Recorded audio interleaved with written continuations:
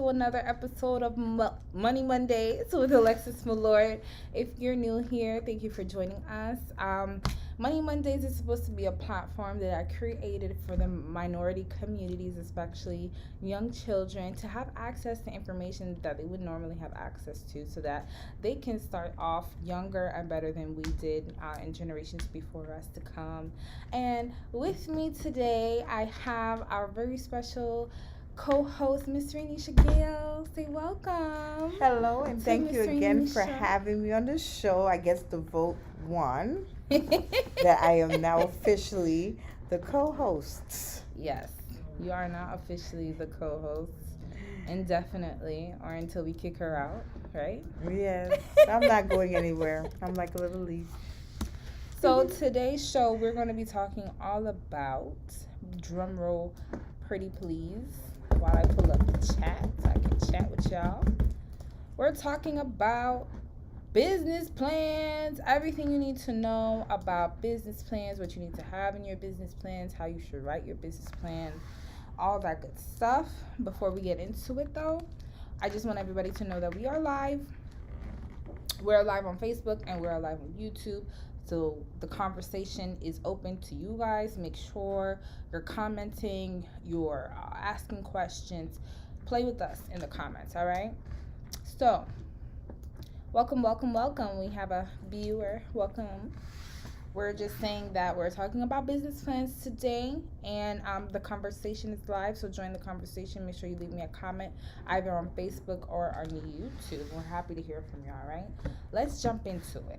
So, Ms. Rennisha is actually going to start off our conversation. Let me see if I can push this back so we can see you better.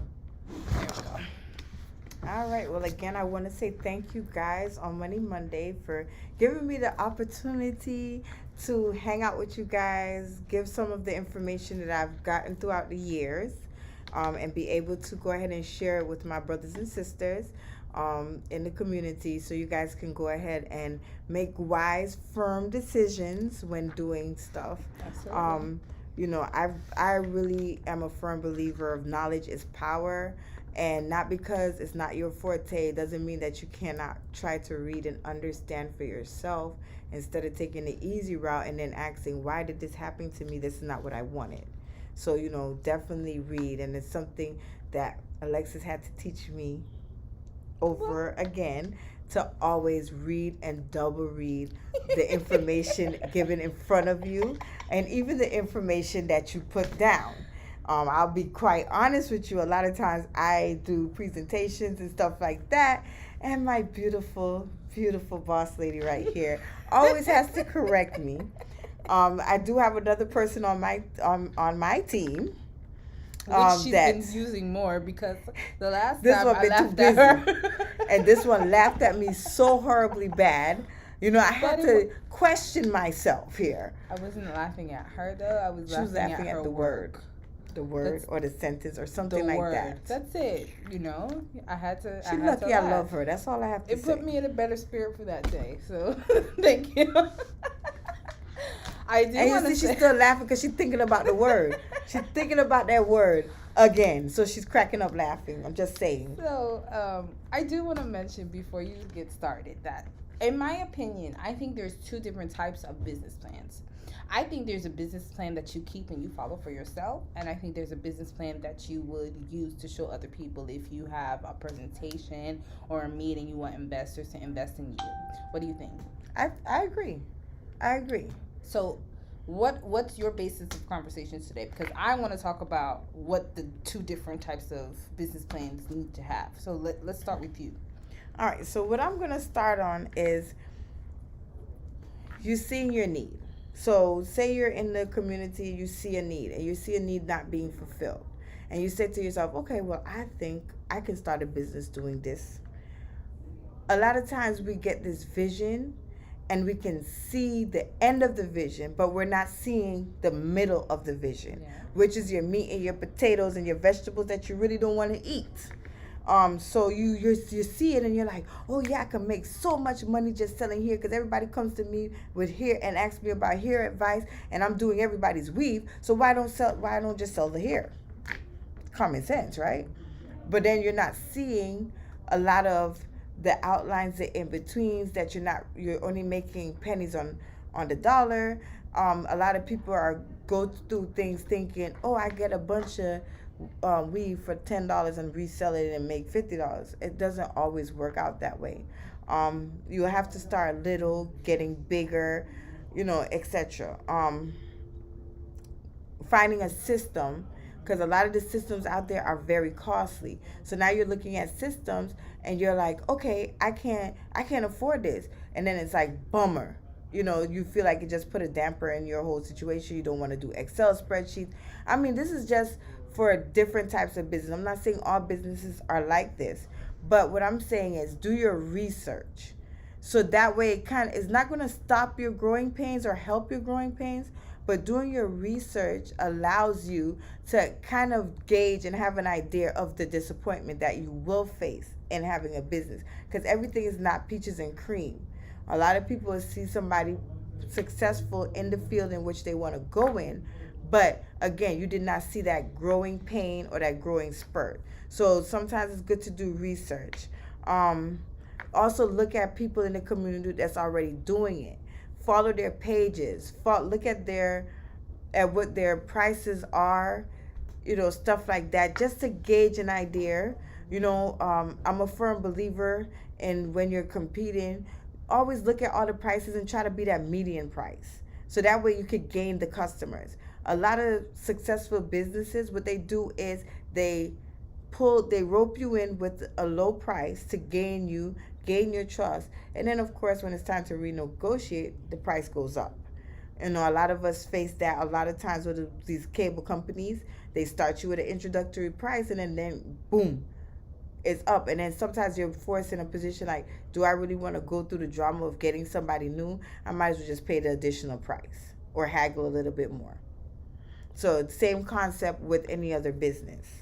Ask for advice. If you go on social media and you see somebody doing something similar to you, look at their posts. See if they're speaking about togetherness, working together, stuff like that. If you see a person saying that, a lot of times you could inbox that person and say, listen, I'm thinking about getting into a business of what you're doing. What are your suggestions? What would you tell me to do? If you were me starting out, what would you say? And a lot of people who are for growth will give you the information you're seeking to help you make a more accurate guess at what you want to do. And then another thing that a lot of people don't realize, building your brand. So yes, colors matter. The things you say matter. Once you step into the world of wanting to own a business, whatever color scheme you're going with, try to be consistent across the board, because all of that makes a difference as well. If you're looking for a classical look, you're looking for a comical look, all of those things are building your brand. Again, I'm also a very cheap person, so I don't like paying for stuff that I don't have to pay for. That part. Okay? So I am a firm believer in self-help book. Go to the library. Check out the book for free. Also, there's always free webinars. And I know these people will give you a free webinar to sell you something, but go in there, not a buyer.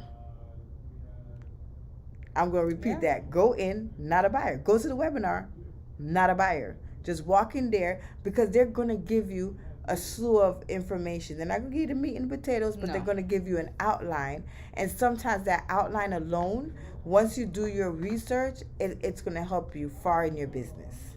Remember that our conversation is live, so that you can always share your thoughts, comments, questions concerned with us on this topic or any other topic that we've talked about. Okay, and now also what I wanted to talk about, which Miss Alexis is going to elaborate on a little more, because I can't do that. So write in your business plan. So from time to time when you start your business, you're going to hear a lot of times, oh, do you have a business plan? You go to the bank, do you have a business plan? You go to pitch to somebody, do you have a business plan? What's the numbers? Basically. Show me the numbers. Show me what you can produce. Basically, is what you need. So that's what you're gonna see all the time. So when you're starting a business, you might as well just prepare yourself. While you're doing your logo and you're doing your branding work, start working on your business plan. There are tons of different business plans, and again, she will give you a better outline. But I just want to give you, if you're looking for funding type of deal, there are two business plans that the banks want to see, and SBA. SBA is the better choice. But there is absolutely no wrong way to write your business plan. What is important is that your plan meets your needs. Most business plans fall into two different categories, which is traditional or lean startup. Now, a traditional business plans are more common. They're more standard structure. They encourage you to go into detail in each section. They tend to require more work up front and can be dozens of pages long. I've seen plans 100 pages long, depending on what you're doing. Now, do you really need a business plan that long? Yes. What do you guys think, our viewers who are watching, do you guys think that a business plan of 20, 50, 1,000 pages is necessary? Or can you find a way to compile what you need in 15 pages or less? I think it's possible. I think it's possible too. I know it's possible, but it depends on what you're going for So and how big. That's gonna be our question for tonight. Is, do you guys think you can need a long business plan, or can you compile something in 15 pages or less? I actually have. Do I have my business plan with me? I printed it out. My business plan is 13 pages long, and it's only that long because I had extra space. At least she's honest, people. There's another option as well. Because I'm thinking about it like this too. If I'm an investor and you come to me with a business plan of 100 pages, mind you, I'm a thorough person, so I'm going to want to see what's on every page before I give you a dime. But I don't want to read 100 pages. I have 50 million and 5 things to do for the day. Which is understandable. Again, that's why there's multiple different ways. So the other option would be a lean startup business plan, which is less common, but still people use that. Now, we had prepared the two different types that she's talking about to show you, but unfortunately we weren't able to bring it up on the live. If you want, we could quickly just show you like a little, bring your page up. All right, so this is a lean business plan. So this business plan, A little closer. They can't see. This business plan just outlines everything, but just few word sentence. Now the thing with this is good. It does not look professional at all. But it's okay, based on the SBA standards. It's okay. They will actually help you with a plan like this. But if I'm just being honest, if you're looking for a very large sum of money, they're going to want a traditional detailed plan. So they're going to want to know how much every screw that you're going to use your screwdriver on is going to cost, and how you plan to make that money up to pay them back for this loan.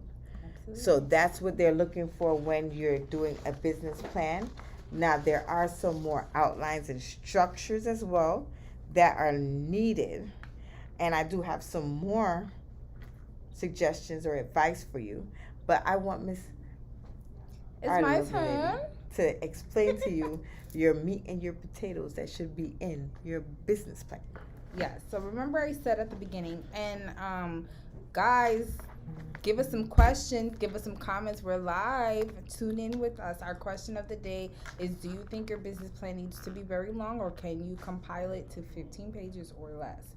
So at the beginning I said that I personally think there are two different types of business plan. There's one that you create and you follow for yourself, and there's one that you create and you share with investors or banks, people of those nature who are going to actually need access to your business plan. Okay, so what your business plan should definitely include, and it's easy to just Google business plan. You can follow one, you can follow the other, or what I like to do is do a little bit of research, look at multiple, and pile them all together. What I like about each one, I put them all together.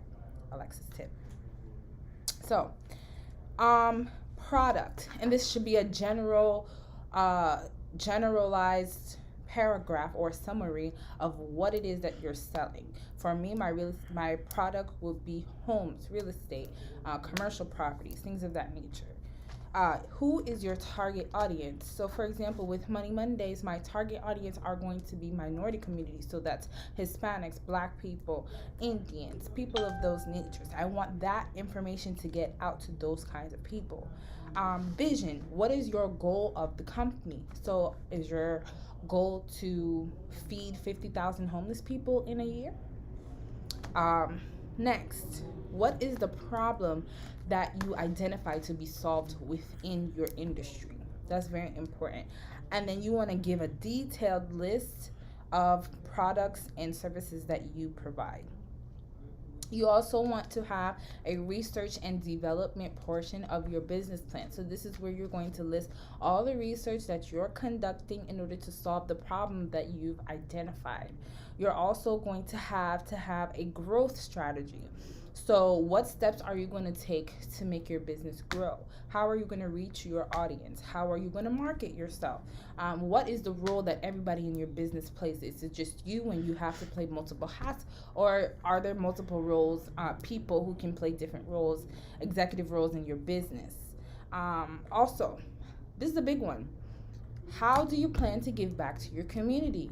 Yes, we want to own a business, we want to make a profit, but we are nothing without our community that serves us. Our community is the one who makes our businesses grow. So, what are we doing to give back to them? Um, Now, so those were things that you can have in both business plans. The next thing that I talk about is something that you want to have in both as well, but I would say more so your personal, which is going to be your projection. You want to have a 6 months, 1, 3, 5, and 10-year projections. Where is my business planning to be in 6 months? Where is my business planning to be in 1 year? In 5 years, in 10 years. And you want to make sure you're going over your business plan. And I talked about this before. Go over your business plan. Is this plan working? Do I need to revise it? These are the questions that you need to be asking yourself. Another thing you need to have in your business plan is, what is your why? Now, this is separate from your goals, whatever, where you want to be in 5 years. What is your personal why for why you're starting this business? So, why I started my business is because I want to have financial freedom, but not only for myself, but for my family, for the generations to come after me. I want them all to be free so that they can focus on how they're going to better the world. Branding, like Rennisha said, you want to know what your colors are, what your fonts are going to be, what your business cards are going to look like. Okay. Yes, guys, I have notes. What makes you different from other brands? You want to include that in your business plan, because markets are very saturated, but we all have different ideas. So what sets you out from that person who's doing the same thing? In other words, what is your niche? What is that one thing that you do that other people don't? You also want to have your work schedule in there. And this is important because as business owners, when you really get into it, you realize that you are one man show and there's a lot that you have to do and only 24 hours in a day. So make a work schedule and stick to it. There's no need to overwork yourself. But at the same time, you got to check yourself, because just because you're self-employed does not mean you're a business owner yet. You are self-employed for a while before you become a business owner. A business owner is someone whose business can basically run themselves without them having to be there day to day. That is a business owner, and that is the difference. So have a work schedule that you're comfortable with, that you're going to stick to. If that means that you want to take Mondays off, take Mondays off, and do not answer a phone call, do not answer email on Mondays. Take your weekends off, but stick to it. What do I always tell everybody? You are only as good to others as you are to yourself. If you are run down, your business is going to be run down. If you are happy and go lucky, you're going to put that same energy into your business. It's all about vibes. Okay? And the last note that I have here for you guys is, What will you do to continue to stay relevant? Are you going to continue to educate yourself? Are you going to create a scholarship for your community? What is that thing that you're going to do you're going to make sure you're in people's mouths all the time promoting your businesses? Let me know if you guys have any questions, comments, concerns on anything that we had to say so far. Our question of the day is, do you think your business plan needs to be long and extensive, or can you get to the point with 15 pages or less? We want to hear from you. Rennisha. Okay, now another thing that I feel is something that's important for us to focus on as well is dealing with the growing pains. Every business has growing pains. When you first start your business, while you're running your business, and when your business is expanding, you have growing pains. I try to, when I'm coaching, let everybody know whatever you decide to do, I don't care if you think that is the easiest job because you're sitting there clicking on a mouse. You're going to have a growing pain. You're going to have equipment failure. These things are going to happen, but the most important thing is how you deal with it. When you have your growing pains and you go through your growing pains, your first reaction shouldn't be, throw your hands up in the air, I'm done, I give up. I've seen so many talented people just give up because they had one or two bad mishaps. When you're starting a business and you're taking that leap of faith, I don't care what is hitting you, as long as you have breath in your body to breathe. Keep pushing, because the rainbow is always there in the end. Absolutely. As long as you keep pushing, you keep a positive attitude.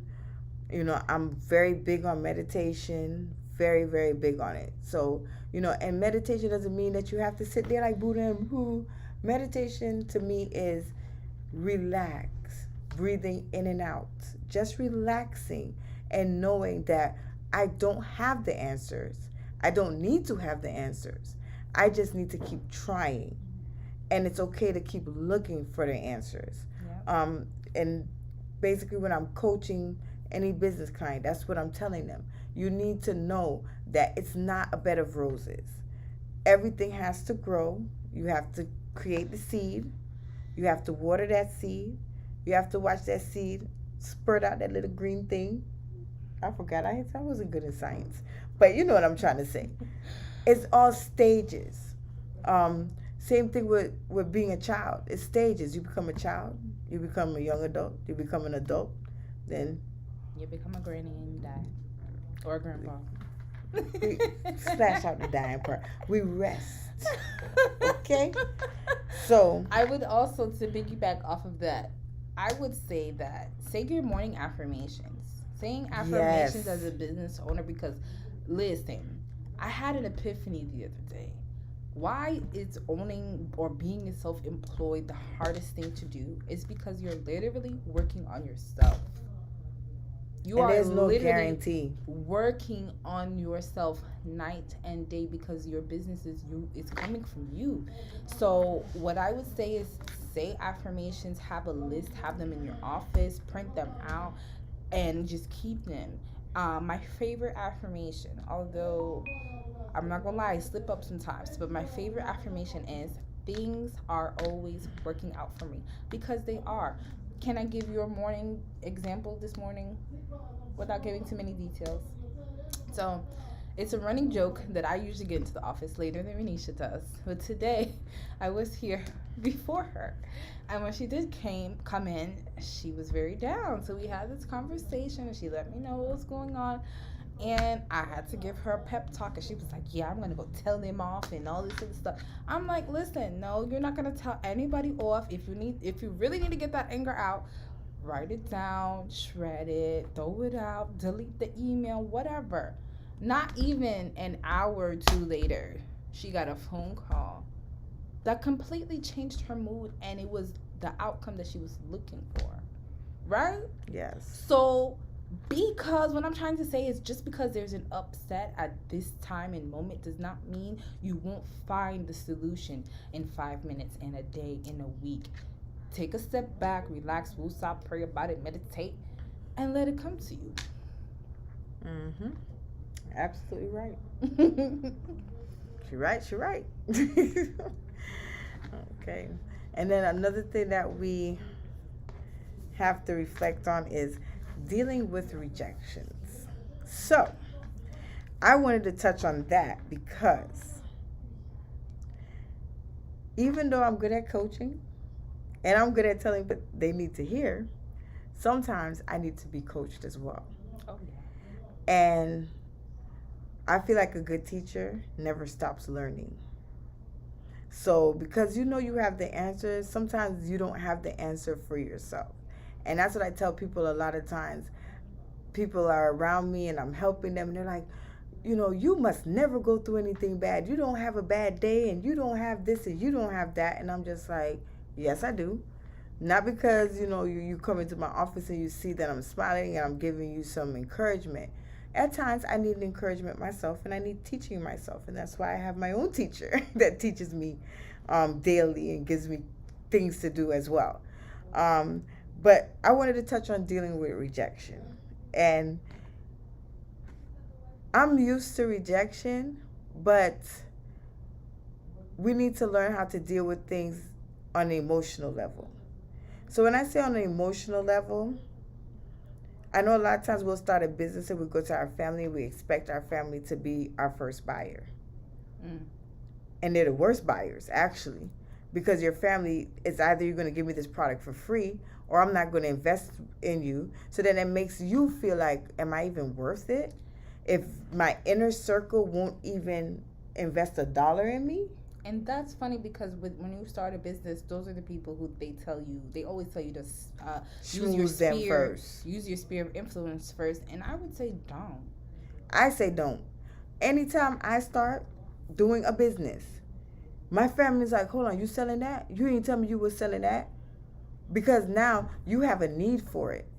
I'm selling the public before I sell you because you going to eat up all of my profit. Or waste my time, in my case. And don't want to pay me. Or can you give me this bottle of this and then we're going to... That's why I never tell my family what I'm selling.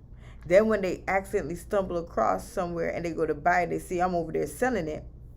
Bing, bing, bing. Now you have to pay me what I'm worth because now I'm not just a starter outer.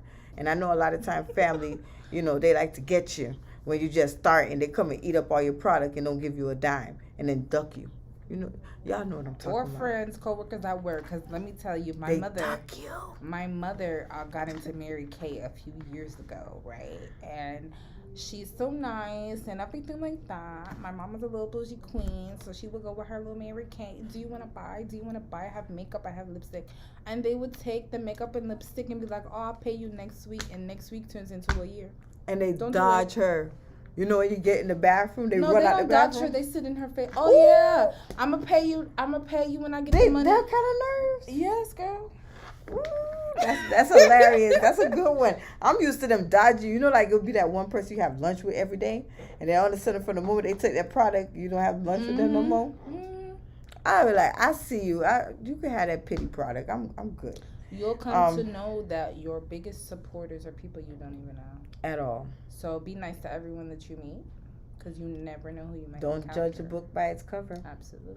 I'm telling you, these rich people ain't flashing. Oh, that's another. Okay, since we're on the mindset portion of Money Mondays. Oh, mind you, Money Mondays is not going to always be financial because your mind is the biggest asset that you have, okay? But I forgot what I was saying. Your mindset. Okay, well, let me help her. So your mindset is like this. Understand. Don't judge a book by its cover. I ain't saying walk up to somebody on the side of the road with dirty clothes. That's what I wanted to say. But your mindset is important to know that everybody that you get in contact with, you walk up to, if you're going to buy a drink, talk about your business.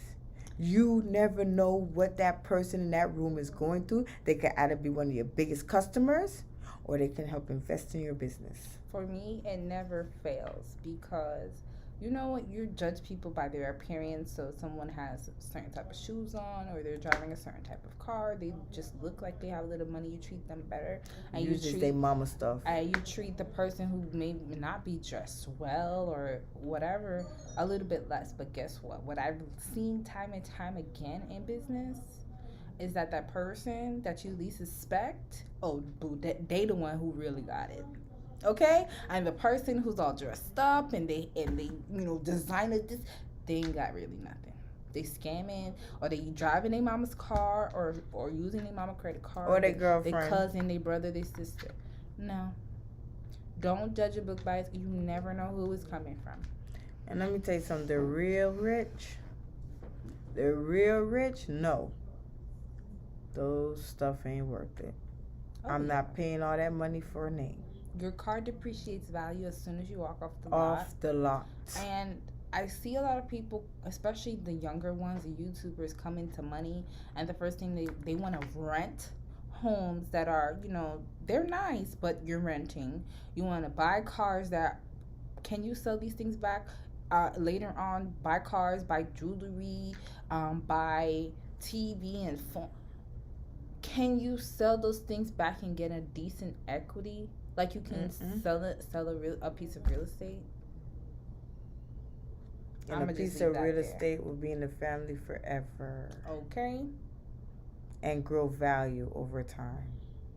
And there's a way for you to own real estate, invest, and not have to pay any taxes. We'll have a real estate investment show in the future.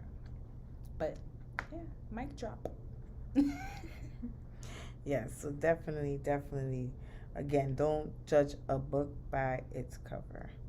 Always be respectful to everybody you see. And being humble is important as well. Being a humble person.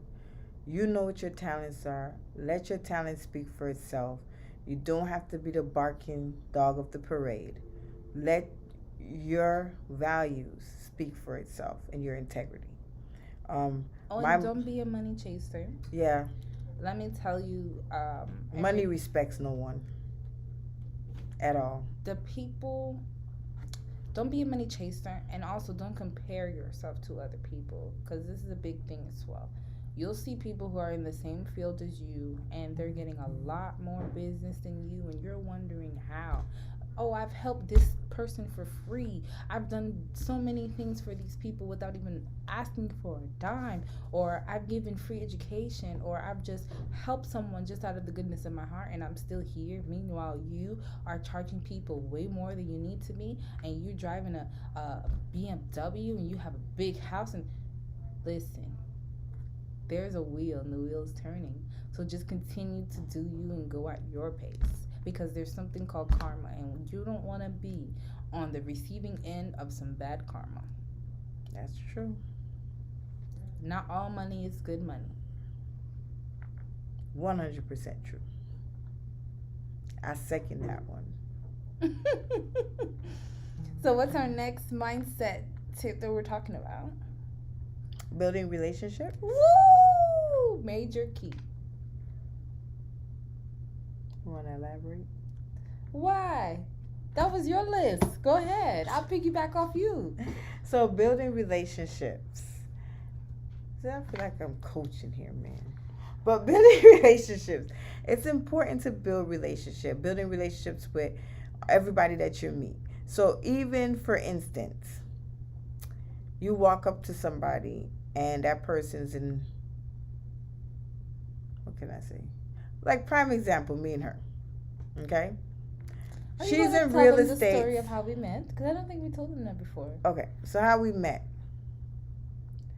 Oh man, you're gonna make me go into a rant and rave right now. Please so don't. I'm gonna try to cool my horses. But this is what happened. Something that I don't like. In our communities, I'm just going to put it out there for you to think about this before this story. There's only one thing in our communities.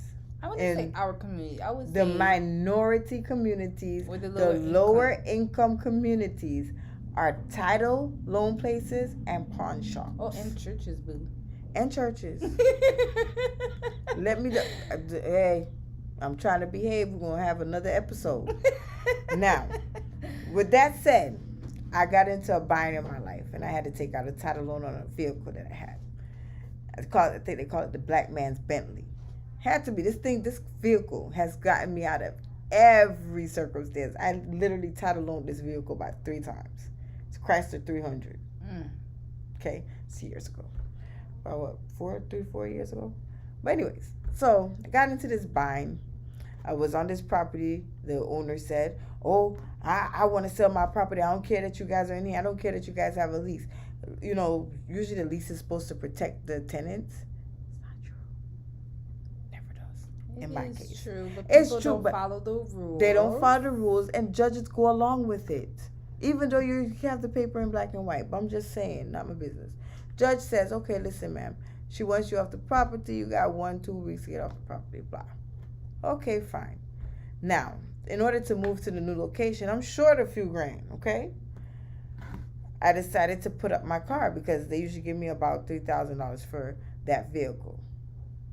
Title loan places. So that's okay. I was in a rush, so I didn't get to go to the regular place I